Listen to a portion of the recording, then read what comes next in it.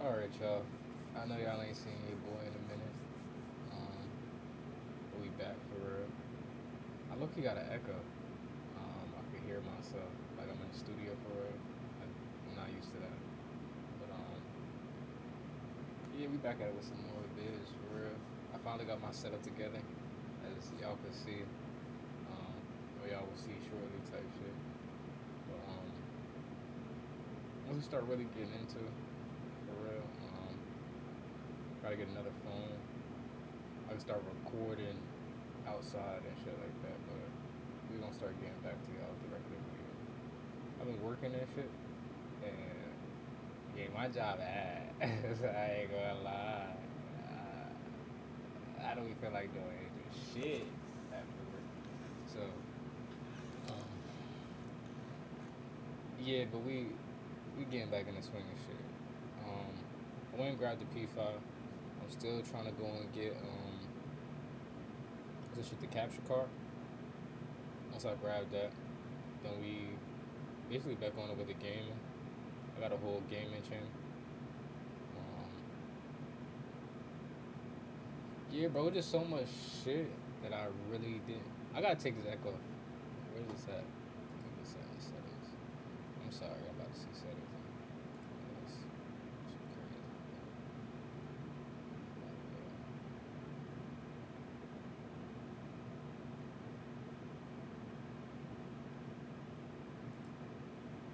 Like,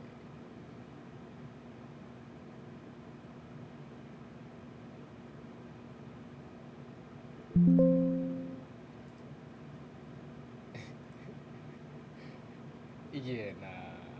I don't know what I'm doing with that yet. Um, we're gonna start the vid. And this is 2 hours long, so this is probably gonna be like a part one, part two, part three, part four. Like, I don't want this to be too long for y'all, so y'all not gonna watch the whole thing. I don't want it to be too short, so it's like, damn, I just have extra. So I'm gonna give y'all probably like 20, 30 minutes of it, and then we're gonna be back with some more. The side of my face is swollen compared to this one. So I'm going to be speaking weirdly, but scary story time. I just feel like I went way too long without giving y'all the story. So here's a quick one. So there's this guy. He's an aspiring musician, and like him and every other musician, they want to make it in the industry, but the demand is so high that it makes it very hard.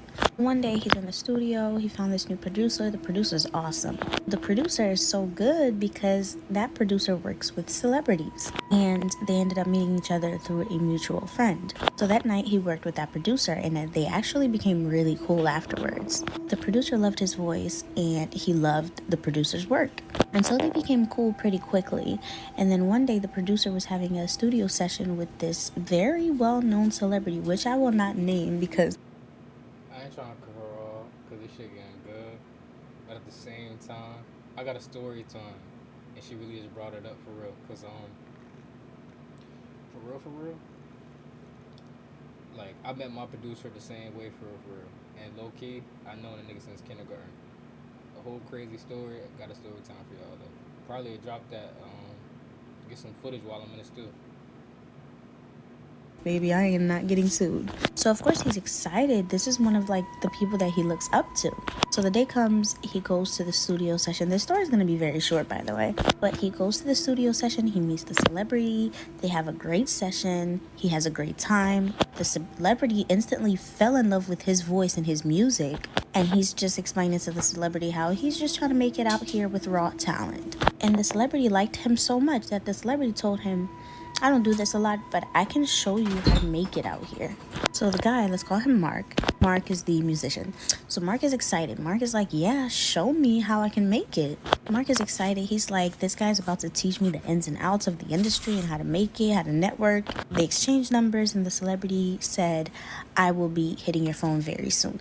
So a few days go past, and the celebrity does hit him up. The celebrity is like, hey, Mark, I loved meeting you the other day, and I love how dedicated you are to making it in this industry, and I'm willing to let you know how to do that. So here's this address. Come meet me there on this day at that date. Not date, I meant time. So Mark is super excited. He automatically, the date and the time that he gave him, he put that on his schedule and he canceled everything. And when the day came, he went and the celebrity met him outside of the place. And they greet each other. And before they walk in, the celebrity says, hey, this may freak you out a little bit, but I do need to let you know that a lot of celebrities do it in order to make it. So that little statement raised some red flags in Mark's head. But Mark is like, hey, let me see what this is about. So they get inside the place, and Mark says it is an entire ritual demonic room. So basically, allegedly, a lot of celebrities do witchcraft so that they can stay and continue to be celebrities and continue to have the fame and the money and everything. And the rapper is kind of like, hey, this is how, this is how people do it. This is how the celebrities do it. Some of the most successful celebrities that this is what they do.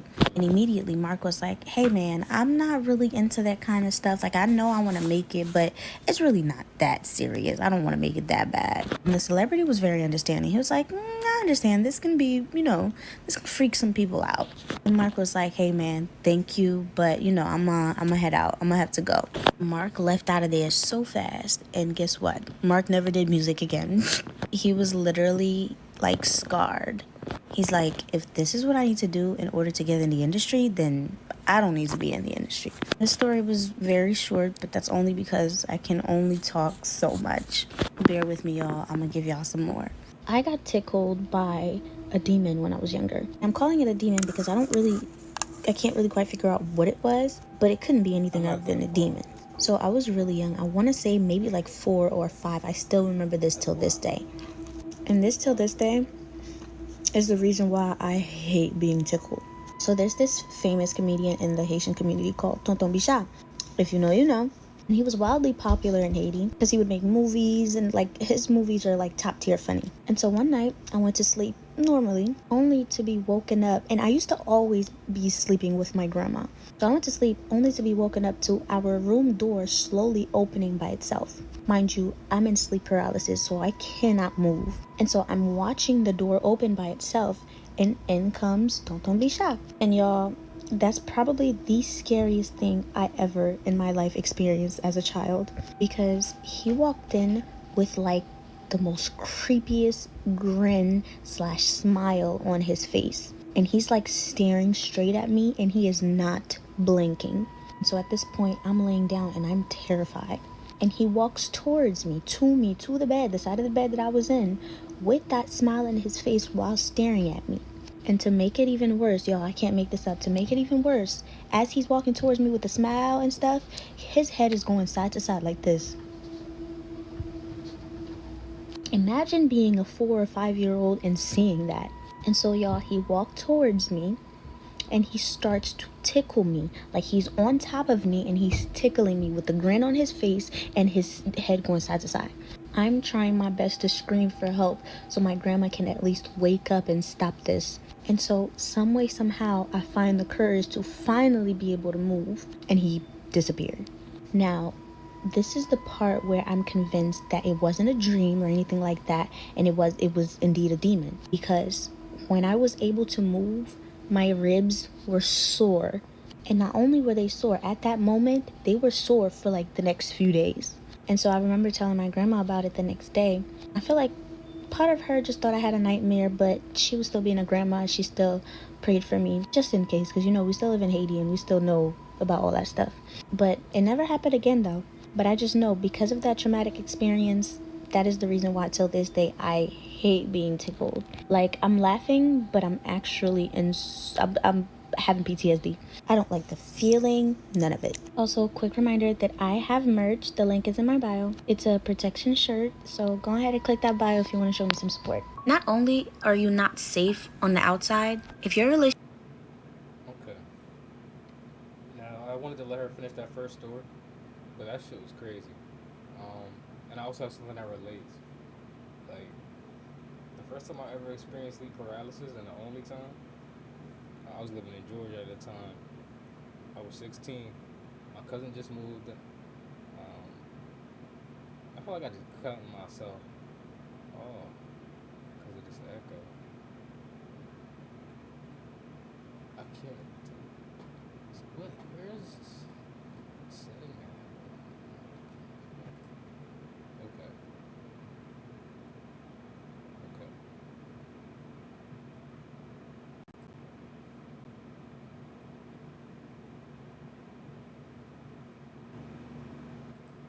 Word. Okay, so I'm cool now. It's recording, but it's no longer doing that, and now I can I can talk for real. So boom. Anyway, I was 16. My cousin just moved out, so I was experiencing sleep paralysis. I promise I'm not retarded, chat. Like for real, like nigga, that echo was really bothering me. Like I don't even like the echo on in the studio chat for real. I don't. I hate that. I tell the students like, bro. I tell my producer, my engineer, turn that off, please, brother. Like I don't want to hear myself. I'm not saying that's too much. But anyway, back to the story. So my cousin moves out. Um, we was sharing a room for real. So like when he moves out, this is the first time I'm really in there sleeping by myself. Um, I used to always hear like little weird noises and shit, but like I was sleeping right next to like the washer and like the boiler rooms, like the boiler like right there. So like sometimes like you could hear like creaks and shit like that at night. But I really won't pay that shit no mind. But I kind of would, cause I'd be like, damn, that shit be kind of too loud for a boiler. Like it sounds like something is like scratching metal. Like it sounds like metal is being scratched. Like you know what I'm saying? Like it's being bent type shit. It's how strong the sound is, and like I can hear something damn near like walking or moving around. Um, I never really say that to nobody, but I kind of was feeling that the whole entire time. I was hearing that thing. I was hearing that sound. Um, so fast forward, he eventually moves out. Like I'm experiencing that while he's here. So now we're back to like where he moves out. Like I'm completely by myself. It's dark, and I have a girlfriend at the time, like a long time girlfriend. We were together about like 3 4 years. She's not staying the night with me like this night. She ain't come to sneak over or whatever. Like she ain't sneak out the crib and come go over to bro. It wasn't like that. It wasn't like that this night. I was by myself. You feel me? I hate sleeping alone on some Drake shit. Yeah, that was me that night. You feel me, my nigga? Like I had the one blunt in my Duffy, smoked it. Like, boom, going to bed. Feel me? I'm sleep. I'm sleep. Shit, I'm sleep though for real. Low key, I'm already out. Bro, I wake up. I wake up. All the lights off, so I wake up. Boom. Like, so when I wake up, like, you know, like when you wake up, you kind of like thirsty or like you just feel like you just want to get up for real. Like you up, like you're not about to like get up permanently, but like you're about to like get up real quick, go do what you're about to go back right back to sleep. So I'm about to hit one of them. I'm about to hit one of those. I'm about to smooth it about a bed. So like, you know, I get up, like my chest raised up first, feeling my arms about to move, push myself up. I move my I move my chest. I go like I go like and my chest don't move, bro, at all. Like shit don't move, not even a little bit, gang. So I'm like, what's going on? So I'm like, I try to get up again. I'm not moving. And then, you know, it come to my mind, I'm like, damn, you know what else I'm not doing? I'm not fucking breathing, neither. Cause I peep, cause now I'm starting to feel like I'm starting to panic, and as I'm panicking, more thoughts start to rush in. Like it's like, damn, I'm also not breathing right now. Why the fuck am I not breathing? So then I start really tweaking. I'm like, oh my god. So then I'm just in the bed, like damn near seizing up, like gasping for air and trying to get up at the same time. And I feel like something is sitting on my chest. Like I can't get up, bro. Like I feel like something is like really weighing me down. I've never felt like this before in my life either. Like, but this day, I feel like something is weighing me down, like sitting on my chest, bro. Like, and then, bro, I bullshit you not. Like I was not even, bro. I'm still to the. I wouldn't even say I'm a religious man. Like, but like I believe in God, and that was one of the moments that made me though. I'm like, whatever I called upon in that moment, I called upon Jesus for real. You feel me? I did, cause that was the closest thing I knew. It would be to spirituality, or you know, like whatever it is I was gonna be following. You feel me? Called upon Jesus, bro. Like that ass. Probably like a couple seconds later, my breath returned to me, and I was able to move again, bro. No bullshit. No bullshit. Bro, look at me like I wouldn't even lie to y'all, bro. Like no bullshit. Can't really look at your eye level because the camera not up. Like, bro, Not no cap. Like, no cap in my rap. Back to the story. Back to the story, guys. Back to their story and shit. Like, I got like more paranormal shit, but nothing like that to where like I ain't gonna say I haven't seen shit, but I ain't seen no like some shit that's like I don't even want to say tangible because I have, but it's like I haven't seen like no full force figure like dead ass like right in front of my face, like sitting there staring me dead in my eyes. Like that's never happened to me. Like I hope to God, knock on wood, it do not. But like I've already feel like I felt like spiritual shit. Like my granny always talking about she be seeing ghosts and shit. Like I don't got time, gang.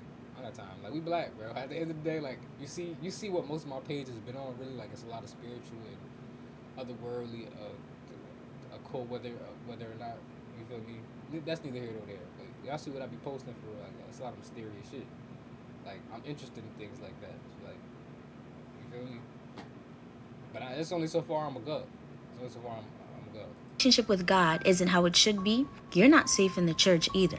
Scary story time. And this story comes from a Lugau herself. Like, she used to go to church for the sole purpose of targeting people, finding weak souls, finding those lukewarms, and ruining their lives. She was a churchgoer by day and Lugau flyer by night.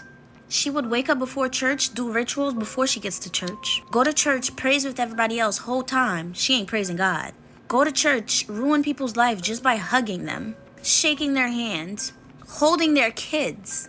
There are so many witches in church, y'all have no idea. Especially if it's a very good church. Like the covenant is very strong and God's presence is there.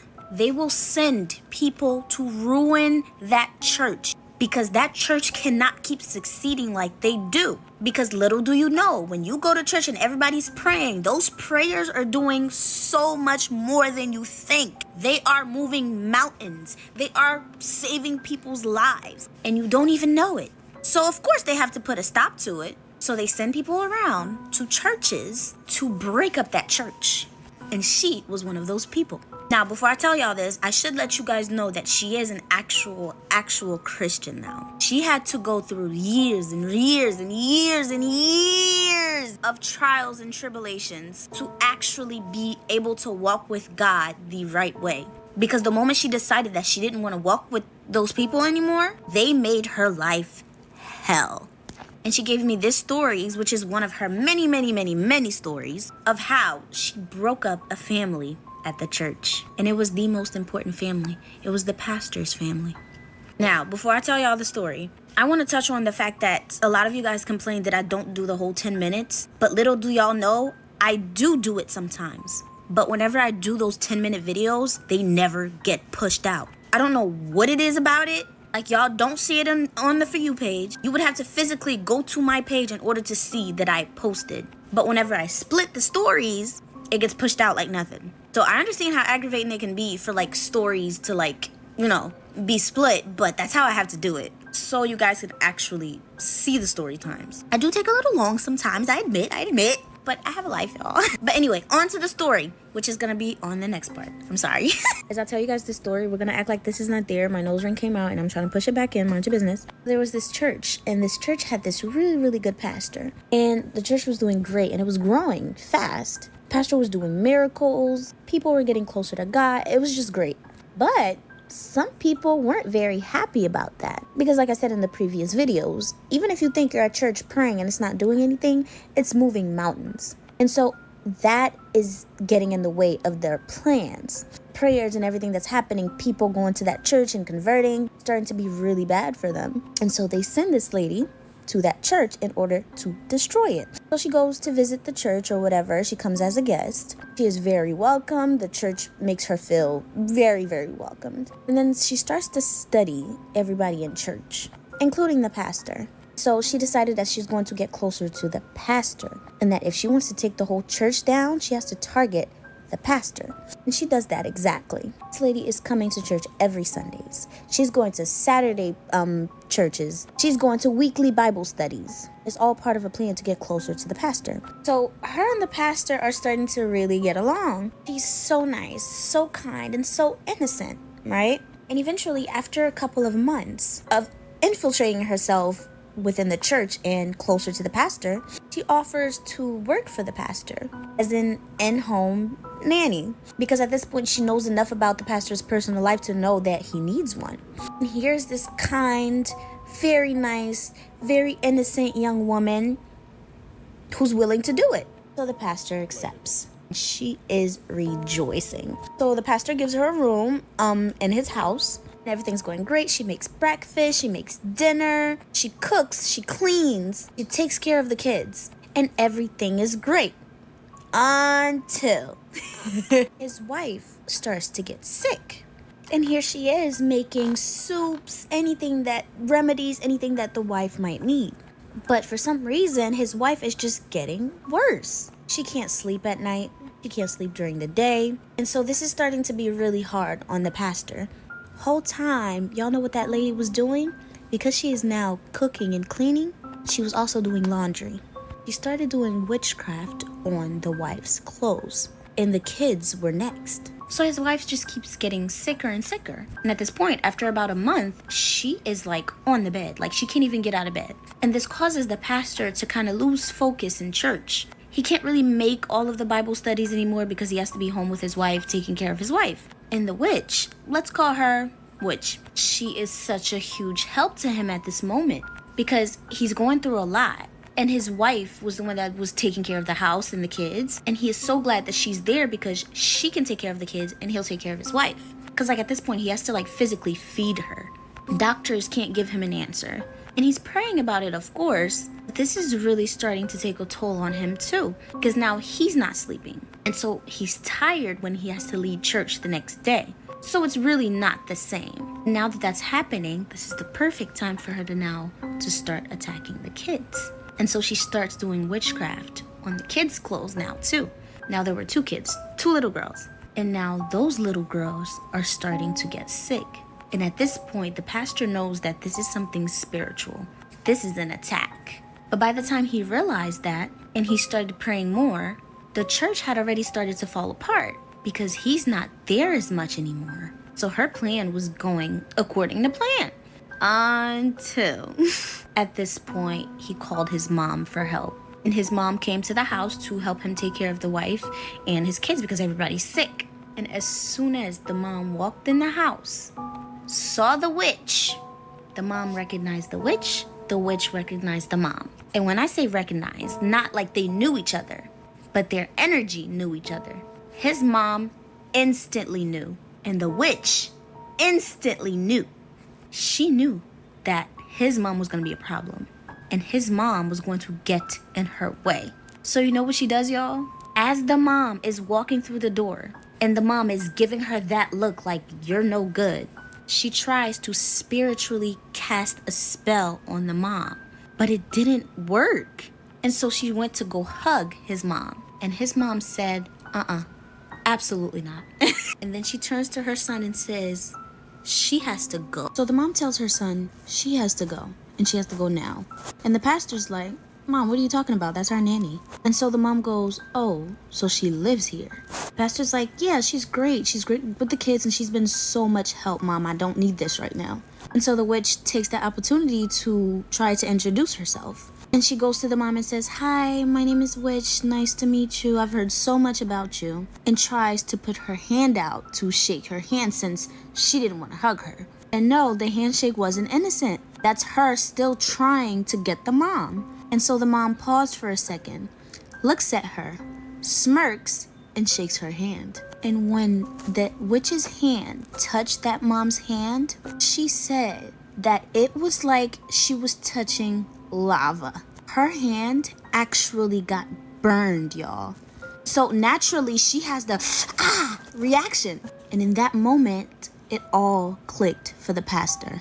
Because the witch is now standing there with a burned hand just from shaking hands with his mom. And at that moment, his whole world fell apart because he's like, oh my God, you were under my nose the entire time.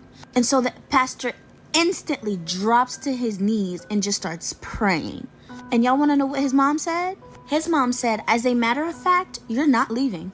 Now that my suspicions about you are confirmed, we're gonna go inside.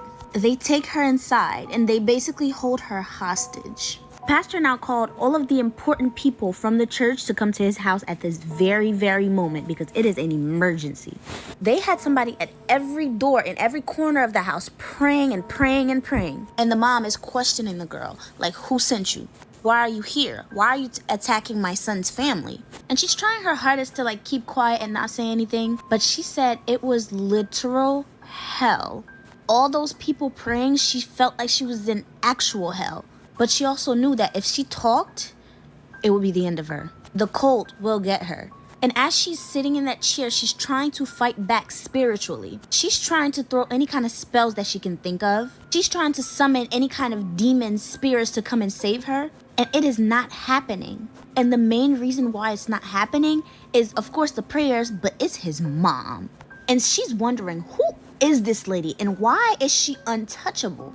She didn't know that he had a mom that was way more anointed than he was, and he was a pastor.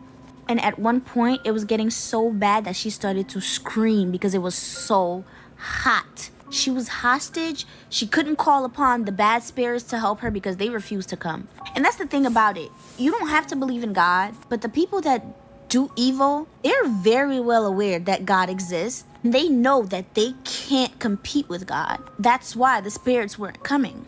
That's why the whole point of this plan to destroy that church, because it was doing too much of God's work.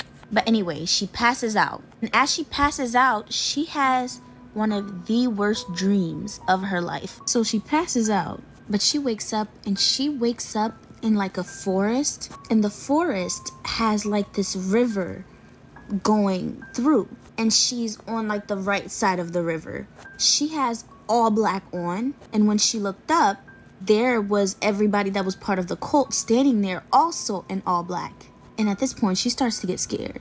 And they start walking towards her and make a circle around her. So she's in the center, and everybody that was in the cult that she was in is circling her. And she tries to run, but it's like she's stuck to the ground where she is. She cannot move. And they started chanting. What they started to chant was in like some kind of other language. And as they start to chant, she realizes that she's slowly sinking into the ground. And there's nothing that she can do about it. And so she starts screaming and crying. And as she's looking around on the other side of the river, she sees this woman standing there in all white. The woman is just standing there staring at her. And the cult leaders, like the cult people, they didn't see that woman standing there. It's just her. And so the moment she sees that woman, she asks the woman for help. Like, she's screaming. She's like, please help me, help me. And the woman is just standing there, not saying anything. And at this point, she's still sinking into the ground. She's getting lower and lower. And as she started to accept her fate, that she's a goner, she hears a voice in her head that said, come to me. And the moment she hears that voice, she looks over at the woman again, and now she has her hand out. And so she raised her hand to try to take that woman's hand, even though she's like way across the river. But unfortunately, she sunk into the ground, like all the way in. And then it was just complete darkness. No noise, just darkness. The only thing that she can hear are her thoughts. And y'all want to know what she did? She started to pray. And as she started to pray, she started to hear screams from different spirits just screaming. And then she woke up. She woke up. She was still in that chair at the pastor's house. But at this point, the house is full of people praying. And when she looked down, it looked like she had thrown up on herself. And so she immediately started to plead with them. She started to apologize. And basically, she got the message that she needs to stop. And she know that it was God that told her to come to him. And so everybody's praying, and the mom and the pastor are the main people leading the prayer.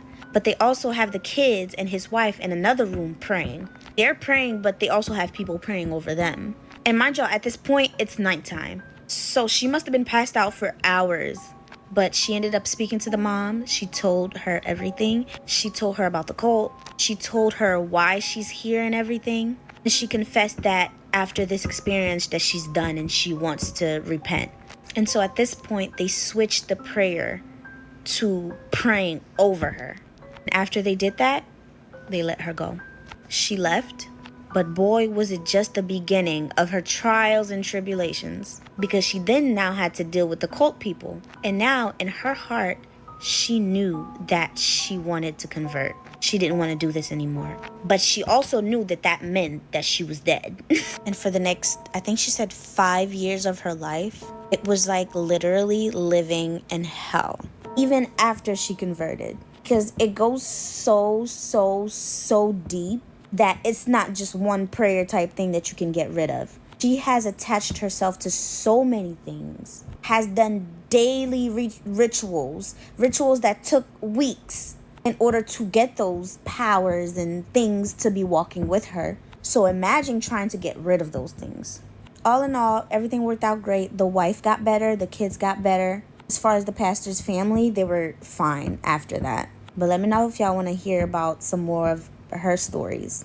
I can ask her for you guys. Remember how I be telling y'all, if you hear somebody knocking on your door? Okay, y'all. That story was crazy. That story was deep. I don't really got nothing that relates to that. All I can say for real is stay away from motherfuckers for real. You know, I think everybody really do. I ain't gonna lie. Everybody got somebody that can relate to that, but I don't know if motherfuckers doing magic or not. I just know like you should just stay away from most people that are not well intentioned for you. And even if they appear to be innocent, they could be the devil in disguise. You know? And I think that story was the best example of that. For real. Yeah.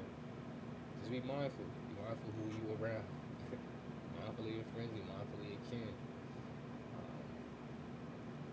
As you say, they love can often pretend. You gotta just know what's real and seek what's within. For real. Like, that's the best jewels I can drop for you. Probably gonna go like into one more story because I don't know, that was pretty long for real. I don't know how long this one's gonna drag out to, but I don't want this to be over 40 minutes. So I got y'all. Or somebody, you hear somebody's voice but no one is home, never open the door. Scary story time. And this story this time is actually not my dad's story, it's my friend's story. She's also Haitian and she wanted to share her story with you guys. So when her family was supposed to come to this country, coming from Haiti, they kept it a secret. And this is actually a common thing because even with me too, when I was coming, it was an absolute secret. Nobody knew but me, my dad, and my grandma, and my uncle. And my uncle was a pastor. Well, is a pastor. But the reason for that is people are jealous and people will do anything to stop you from where you need to be. When they see you prospering and it's not them, I've seen it happen so many times in Haiti. Anyway, so that was the case for her and her family. At the time, it was her and her brother. And when I tell y'all, it was an absolute secret. Nobody knew they were coming to America but the people living in their house. It was literally top secret, which is why it was shocking to her mom when she got a phone call from a church member. Mind y'all, they weren't even that close. Like that church member, it's not like they were like best friends. It was just somebody they went to church with, and she actually lived very far too. Now, there was this lady that they knew that everybody knew was a lugau, but it wasn't their business, you feel me? Like that's the lady's problem. That's her, she do her. Anyway, so the mom gets a phone call from the church member, and the church member tells her mom, I had a dream and I know that you guys are leaving. You guys are going to America, but so-and-so, the lady that's a lugau, does not like that. And she has something planned for y'all so that it does not happen. Mind y'all, they don't even know how the lugau... Suspicious. Suspicious as fuck. I wouldn't even reply to her. It's like, why? Why even talk to her? Because they're like, man... Like, I grew up around a lot of Haitians, for real. Like, y'all know what the fuck be going on. Like, if anybody know what the fuck be going on, Haiti, y'all know what the fuck going on, for real. Y'all, why you talk to that lady? Yeah. You knew better. Because how she figured that out, I'd have been thinking like, oh, this bitch a witch. Luga woo, whatever that. Yeah. Shout out to my Azos, man. They be knowing what's going on. So like, y'all be knowing what's going on, man. Come on, bro. I wouldn't have talked to her for real. I wouldn't have talked to her for real. Nah, not after that. Lady found out that they're leaving, but I mean, you know, Luga. The church member tells her from her dream that she was told to tell her mom these instructions. First one is, of course, make sure that nobody else finds out. The second one was there was this uniform they used to wear to church for Saturday services. She tells them to keep that uniform and all of their clothes that they're going to wear until the day that they leave, and make sure that nobody touches those clothes. And the last thing that she told her to do was that the car that was supposed to transport them to the airport, change it. Absolutely change it. So they did all of that. They prayed, they followed directions and stuff like that, and everything worked out well. They got here thinking it was over, but woo, was it far from over. Okay, so in the last part, I almost forgot to tell you guys that part of the directions that they were supposed to follow is to the kids, like, not just the kids, but everybody that was leaving was not allowed to leave the house at all until they left, because of what the Lugao lady was planning, which is called an exposition. And my friend didn't know how to translate it, and I also don't know how to translate it. So if you're Haitian and you know how to translate it in English, please comment. Now, before we completely fast forward until when they got here, let's backtrack just a little bit. So a month before they came, my friend's mom had a dream, and it was basically like the house that they were gonna live in. It was somebody showing her around the house and showing her the neighborhood. Okay, now fast forward. They get here. And when they get here, exactly what her mom saw in that dream a month before is exactly how the house looked with everything that she was being shown. So she starts like telling the kids, so the upstairs is gonna be here, there's a store around the corner, there's this and there's that. And my friend is like, how do you know all that? This is our first time here. So anyway, they settle in or whatever. But little did they know that the lady, the church member lady, has been trying to get in contact with them. Now, remember when I told y'all they weren't even close like that, so the lady didn't really have their number when they got here. So this lady is trying really bad to get in contact with them because something else came up. So it takes her a good couple of weeks until she finds a number and finally reaches my mom's friend again. So she calls her and she tells her she has had another dream. And this time, this dream is telling her that the person found out that they got here and they're really not happy about it now. And now she's like, oh, y'all think this is over? It's far from over. We're gonna get you from over there. She was upset that her original plan didn't go through and they actually got here. So my friend's mom gets the message. She gets off the phone. She talks to my friend and her brother and tells them to be very careful because they were about to start school. She starts praying. They even started praying in her house in Haiti too. So it was just like a prayer session. They were constantly praying just in case. So fast forward to like another week after they got that phone call. At this point, my friend and her brother, they're in school and their mom is home. And this had to be around like noon or whatever, right? She hears a knock at the door. She's home alone. Their dad is at work and the kids are in school. So she's like, who could be at the door at this time? She just got here. She ain't got no friends. But then she thinks, oh, maybe the kids had half a day and they're getting here early. She still goes like, who's this? And she hears my friend's voice and her brother saying, hey, it's us. But she asked that all the way from her bedroom because she was about to take a nap and she heard the knock on the door. So she goes to the door, opens the door, and no one is there. So her being tired, she's like, oh, well, maybe they went to the store. They'll be right back. So she closes the door and doesn't lock it, just in case the kids were coming back.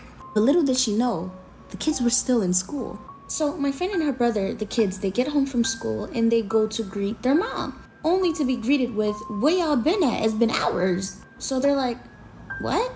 If y'all know Haitian moms, y'all know. She's like, it's been hours. It's been over 2 hours. You guys came home, went to the store, and never came back. Where have you guys been? So they're like, Mommy, we were in school. And she goes, no, y'all came, knocked on the door, told me to open the door, and just disappeared and was gone for hours.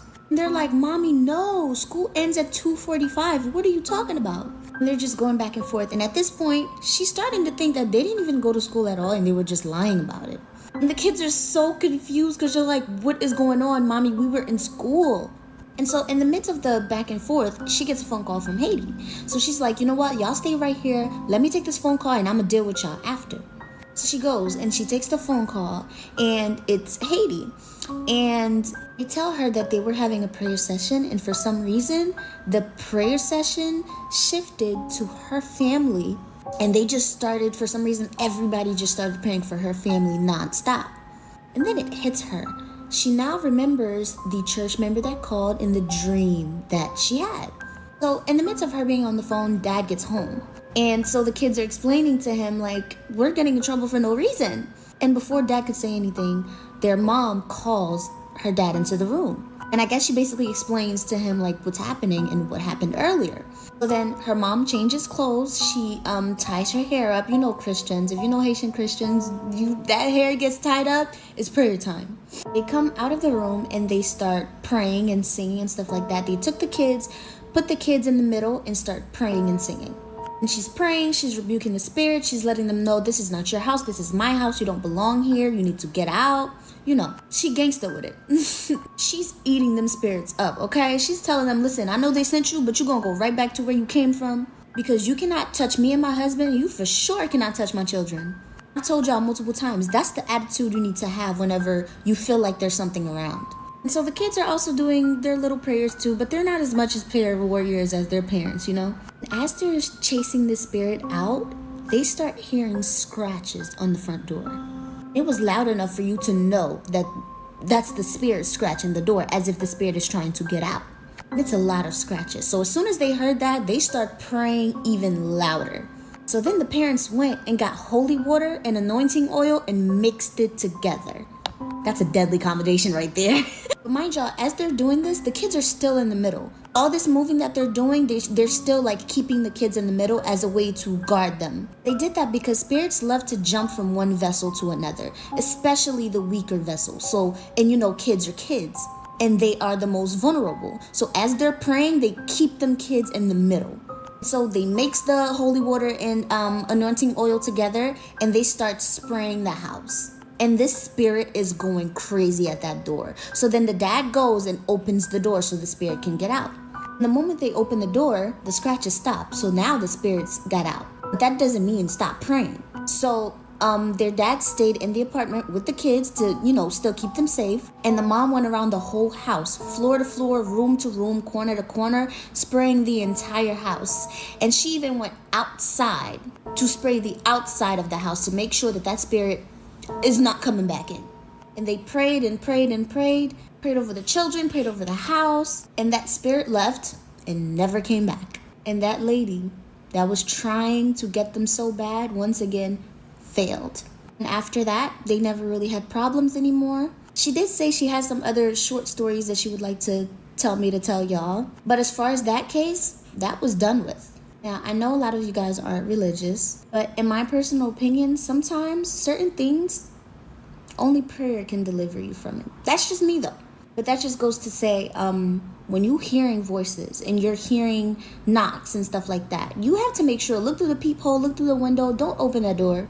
Now, her mom did that because she was gangster. She didn't really like, you know, she was like, she knew about this kind of stuff, and she was also sleepy too, so she wasn't really thinking. But thank God she was a prayer warrior, because that could have went left real bad. Once you sell your soul, even death can't save you.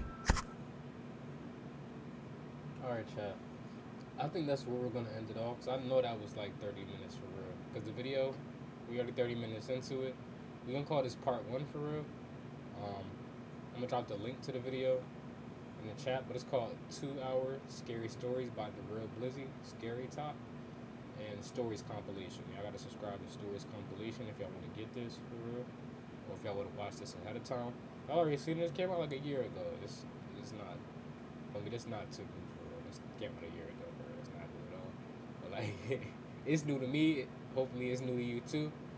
And you feel me? You know how we do. I'm gonna be back with another one when I get back to another one, my nigga. You know, like, but we will be more consistent now because we got the shit that we was talking about. And you know, actually, before we go, I do want to leave y'all off with this. Like, I know that these videos have been coming in spurts. There'll be times where I'm dropping the videos back to back. Then there's times where I'm not gonna drop a video for a couple of months. And that's really just been due to the inconsistencies of how my situation has really been. Like, or the last time that we left off and I talked to y'all, I was working at that job. I did the video on the pyramid scheme that I was working for. Not to my knowledge, allegedly. Feel me? I know how that shit get for real. So allegedly a pyramid scheme, but allegedly the nigga was paying us. That's not even allegedly though. Niggas ain't paying me. That's facts. That's factual. I never got my check. So nigga never paid me. It's just alleged that they're a pyramid scheme. I can't really go around saying that like that without having any factual evidence, but I do have a lot of evidence that they just really don't want to. Them people don't want to play with this work. So after that situation, I dropped that video on that. I dropped a couple of songs for y'all. I feel like in the midst of that as well, it was a lot going on at that time. But I didn't have the funds in order to continue to do this, and now I actually do. I put in the money to get the mic. I didn't even set the mic up, which is crazy. I don't know why I didn't do that, chat. I was supposed to just use this as headphones. I have like a whole actual microphone that really just sits here for real. Like, just didn't decide to use it this time. We're gonna see how this goes with the audio as far as that, but I'm still gonna set the mic up for next time as like a whole sound condenser. So like, it's worth it because I paid for it. But I've really just been working and getting my equipment together for real. I got a new job.